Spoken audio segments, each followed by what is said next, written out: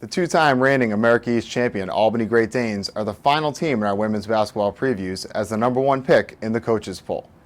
The Great Danes became just the 4th team in conference history and the first since 1996 to complete an undefeated conference regular season and then go on to win the tournament title. Head coach Katie Abrahamson-Henderson sat down with Eric Frede to preview the upcoming season.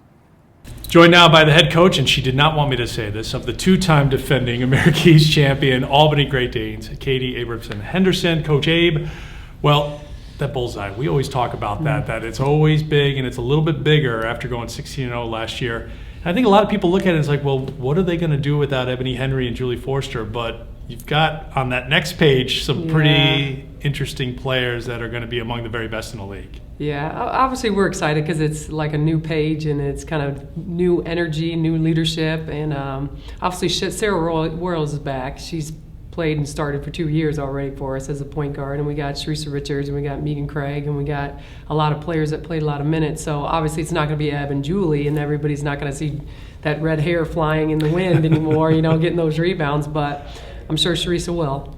They did a lot for you and for the program, and they brought a lot of leadership, Ebony and Julie. Who's going to, in your estimation, take over that leadership role for this team? Yeah, well, if anybody asks me, what's going to be the biggest struggle this year, it is that leadership. It's not necessarily playing and scoring and defense. It's really who's going to be the leaders out there. And right now, we're really asking Sarah Royals to step up. Margarita Rosario, she played a little bit, number 3 on our team, and she's a great leader already, and then Teresa Richards. I mean, those three are going to do it together, because it's hard to replace. Ebony Henry was the main leader on our team. Teresa was so impressive to watch, and it looked like she already knew a lot about basketball. She knows how to play, but what have you seen in her since the end of last year that we haven't been able to see how she's going to elevate her game even more? It's funny, I'll say this, that light has turned on, which is scary because everybody thought it was pretty on. Bright last year. Yeah, so she's stronger, she's way more explosive, she's got a lot of confidence going in, and I think that she's going to be a lot more vocal this year and try to be a great leader, but she also knows that she's going to have to play a lot more too, so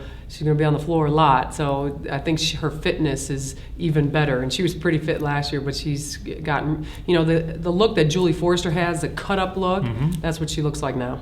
As you've gone through a couple of years now and you're recruiting the players you want in your program, what kind of theme, what's the kind of the undercurrent always that you're looking for, the kind of style that you want to play? Yeah, that players that can run, that can play, that can get up and play defense. I want them to be really athletic, and that's just really hard-nosed. I want them to be tough mentally and just physically fit. So if they're physically fit, I know they're mentally tough. So I try to look for those kind of kids out there.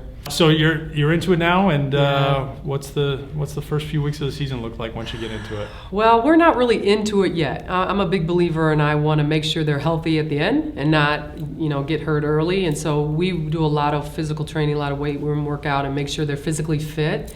All their body parts. We have a lot of freshmen right now, and they're not ready mentally to go out there and play defense against Teresa and Megan.